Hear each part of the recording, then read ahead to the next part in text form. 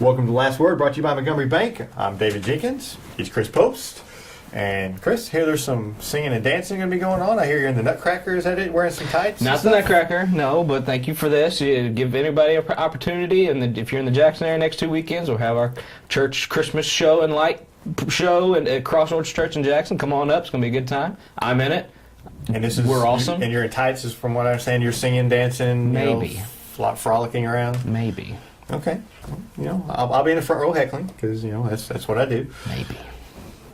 But also, yes. A lot of stuff going on. We got a lot of basketball tournaments going on. Mm-hmm. Tons of it. All kinds of stuff. And Riverbend just kind of kicked it off last week. I thought it was just an outstanding event. New Matter class act as far as hosting that thing. Absolutely. We learned a lot about some of the teams. I thought New Matter performed very well. Mm-hmm. Scott Central, I thought, was a lot better than I thought they were going to be, and I thought they were going to be good. Mm-hmm. What were your takeaways from the Riverbend in the first part of the season so far? Exactly that. New Madrid, we talked before, New Madrid's going to be a team to beat. They are. They're going to go into the SEMO Conference as one of the hotter teams, I think. They got 3 games under the belt. They're going to be ready to go. Sky Central, I'm like you. I was impressed by they have 7 players. I was kind of taken aback by that because usually the bench is full of just players, but got 7 players on that dressed out, maybe 9 on their roster. Javante Daniel stuck out to me as a player to watch. He's really improved. He is tremendously improved. Jeffrey Porter's still a stable guy. Charleston, they're going to be okay. They're going to have some growing pains. They got some kids that haven't played a lot of varsity ball. Delfinco Bogan. I start saying, as long as they have Delfinco Bogan, they'll be okay. Delfinco will make that go. The surrounding parts are not, just what they're used to, but they have Delfinco Bogan.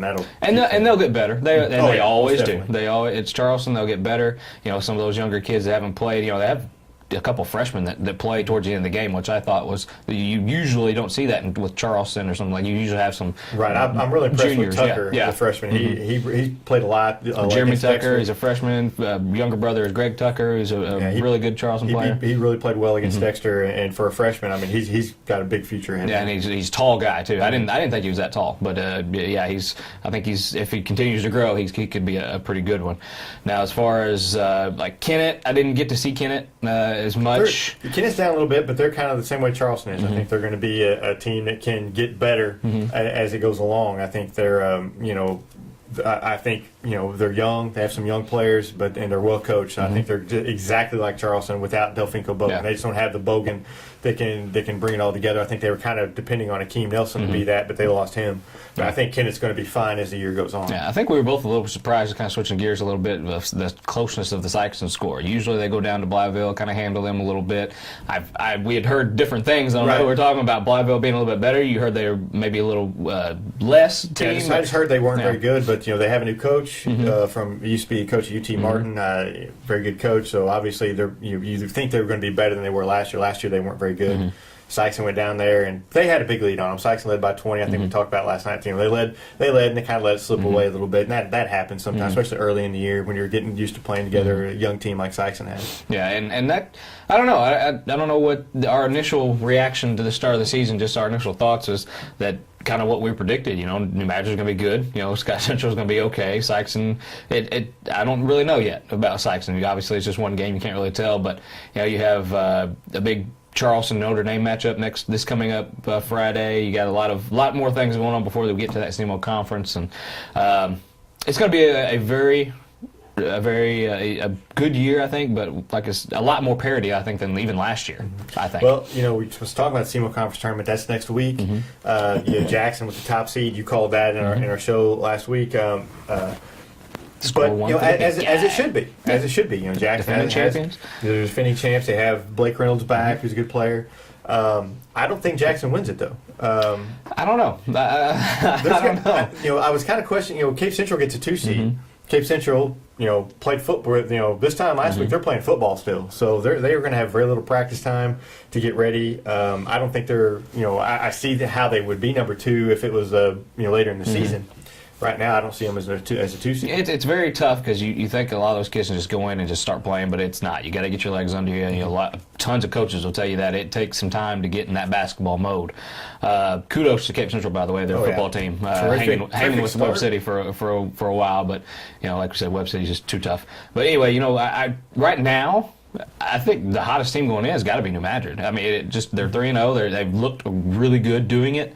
They have tons of guys that can rotate in and out, and look like they have the basketball legs under them already. Right now, they're the team to me that could be the upset to kind of take this whole thing. I'm going to say whoever wins that 4-5 game, Notre Dame, New Madrid, that team makes the finals. I mentioned hopefully I believe I'll get to go see that Notre Dame. I want to go see Notre Dame and what they have because that's all. They're always a 11 wild seniors, card. 4 starters back. Quinn Poitras. They have some size 6'7", 6'5". They got some guards that can shoot the ball. They're loaded. Yeah. New coach. But the question is the new coach. You don't know how they're going to respond for him. How different they're going to be. That game 4-5. I think that team wins the SEMO Conference Tournament. I'm gonna say that right now. Whoever wins that game wins the SEMO Conference Tournament. Another prediction. I'm gonna say Poplar Bluff upsets Cape Central in the first round. Oof, that's a big one. Poplar Bluff, they played a few games. They crushed DeSoto the other night. I think they lost a close game last week to Westside from Jonesboro Ark. So they're a very good basketball team. A lot of people don't know about them, but they're a very good basketball team in Arkansas. They've been playing for a while. A lot of their guys don't play football. I'm going to say Poplar Bluff knocks off Cape Central in the first round. It could happen. I mean, Cape Central is not traditionally a very strong team coming out of the gate. They just, for some reason, especially when they've been playing football. Yeah, especially. I mean, they just for some reason, like one night they'll look like world beaters and nobody can beat them, and then the next they just don't show up. That's even at the end of the season. Yeah. Last year they beat Sikeston to win the district championship, and then they go lay an egg against Farmington in the in the sectional. Yeah. It's that's just Cape Central's MO. I think Poplar Bluff gets them. I think then Sikeston gets the winner of the, I think Sikeston will knock off Charleston. I think they'll beat Poplar Bluff. So I think Sikeston plays the winner of Notre Dame, New Madrid, and that team, Notre Dame, New Madrid, beat Sikeston. Hey, there you go. There you go. Why, don't even don't have to go. Yeah, don't I've spend your money. already broke it down. Stay here. Jinx has got it. All right, he'll let you know. Now I'll end up being completely wrong. We'll see how he reverses this next show and say I may be right on, and if I'm right on, I'm going to brag about the entire next show. Hey, and that's you're right, but and there's a lot of confusion. I'd like to point out. A lot of people ask me about the play-in game between Dexter and Kennett. Dexter, the number 9 seed, Kennett the 8 seed. They will play a play-in game, but you can't think of it as a play-in game. It's technically a first-round game. Because the loser actually plays somebody. The loser actually does somehow go to the consolation bracket. And plays somebody. And plays somebody else, and then the winner obviously gets to play Jackson. But it's very confusing. I can get how it can be confusing, but you can't think of it as a playing game. It's a first-round game. You have to think of it that way. I will say this. I was at the Dexter-Charleston game. Dexter has improved immensely. I love Josh Dowdy on the sideline. They still don't have a ton of talent, and they're going to struggle at times against SEMO Conference teams. But there's fire there. Something that kind of stood out to me, and a lot of people don't notice it. Late in the game, 30 seconds left, Charleston's just holding the ball, waiting for the clock to run out. Dexter kid steals it, goes down for a layup. They never once quit. They diving on the floor, taking charges. It's getting better there, so that's going to be nice to see. They have some good young teams coming up, so that's going to be, and Coach Dowdy coaches them from 7th grade on up, so I think that's going to be a really good. That's exactly what Coach Dowdy said that he was going to do. I mean, he was very honest when he said, SEMO Conference competition, we don't want to be a pushover anymore. We want to compete.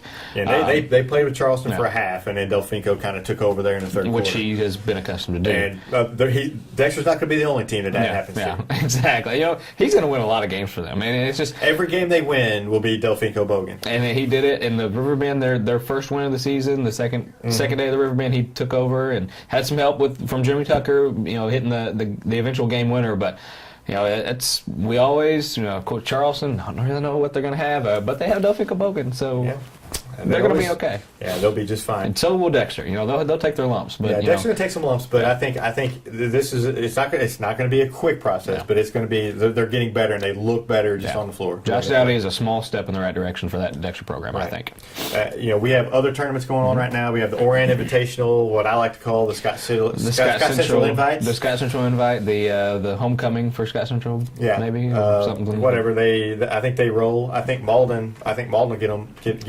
I saw a bunch of football names. Cortez Dobbins is a very good basketball he's an player. outstanding basketball player. And then you have Shane Perkins and Jamal Robinson and a bunch of other guys. Yeah, and so winning breeds winning. I think so. I think they'll knock off Orion, even though the Mullins still probably not in the greatest of basketball shape. I think they'll have enough to get past Orion, but I don't think they can get past Scott Central. Orion, I was kind of surprised a little bit by their score. They won by maybe 20-something points or something over Richland, but it was a single-digit game at halftime, I think, between Richland. And not to discredit Richland or not, but they're just not a very strong team yet. They got a bunch of young players.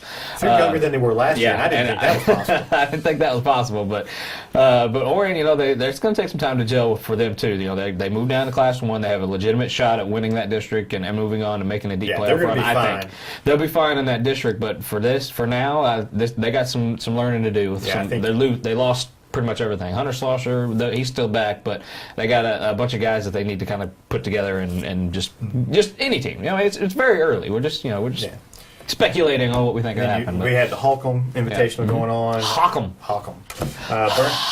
Bernie, as usual, is the top seed there, but then you got Bloomfield, Twin Rivers, Puxico.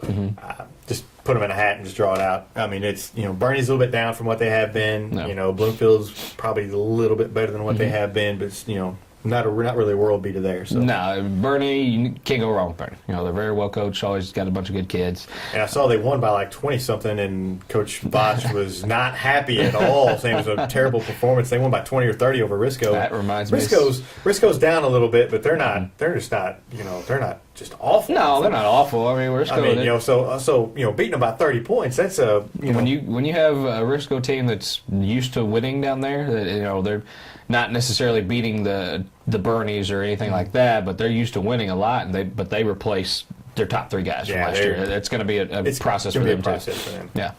Then you have the Woodland Invitational with Woodland in there, and they beat Delta 114-21. Delta has been Delta hammered earlier this year. East Prairie blitzed them. It's like 100-something to 17, something if I'm not like mistaken. that. It's fall on hard times. It happens. Bobcat Nation is grieving. The girls aren't there anymore. The district titles aren't coming for them. It might be for this year. The girls have a chance to win district title. They might be the only. I'm not checked, but they might be the only one in that district now since Scott Central moved up to Class 2. Yeah, they may already have a trophy in there. They only have to play the regular season. This is tournament. You look at that one, and Woodland has some new players. You really don't know what they're going to have. But I think maybe Woodland wins their own tournament first. I like seeing these small schools kind of get up and get the traditional that hasn't really had much success. You always like to see that. Since Woodland's had a good team, maybe 94. Maybe if they are. I know that in 94 they played for the championship of the Stoddard County against Bernie. I think it was 94, or 93. Excuse me, 93. And that's been a while. It's been 21 years before they've even competed really. Yeah. So I mean, it's good to see them have a good run. Exactly. I mean, you look at all these teams and they're getting guys in and new coaches, and it's fun. It's going to be a good year, I think. A lot of unknown teams that's going to kind of rise up and maybe open some people's eyes a little bit, I think, this year. I think this is what's going to happen this year. One of those teams, I think, is Hayti. I mean, I think everybody's kind of slept on Hayti a little bit. They're the top seed in the Gideon Invitational. I think they win that Gideon Invitational. They beat Crothersville. They don't play any defense, so they're probably not going to beat Gosnell. Gosnell, Hayti probably beat them in the finals. Clarkton, another team. No. A lot of young players at Clarkton, but David Heeb has got them going. They kind of handled Gideon the other night. It's that's another team that you kind of got to watch, especially in Class 1. It's going to be Coach Heeb, he gets those teams going. Not any question there. He's one of the better coaches around, I think. But that's just me because he's one of my coaches when I was a young tyke. But there's a lot of basketball that's just now getting kicked off. We will follow it for you all year long. And we're here. And next week, I'm sure we're going to be talking about some SEMO conferences. Talk about how Jinx royally screwed up his predictions. I'm going to be right. You watch. I'm going to be right. And you're going to be like... And you know what? The thing is, you could pick any one of these teams from 1 to 6, and they could easily win it. I think. Yeah. It's one of those years where there's no clear-cut favorite, and I love that. It's an unpredictability. It makes it very fun to watch. Every game's going to be a close one, and we love to see that. So it's going to be good games. Come on to SEMO Conference Tournament. We'll be there. It was hope to see some championships. Yes. Orion, Holcomb, Woodland, Gideon all going on this week. So hope we'll see you out there. And basketball time's finally here. We're excited. See you next week on The Last Word.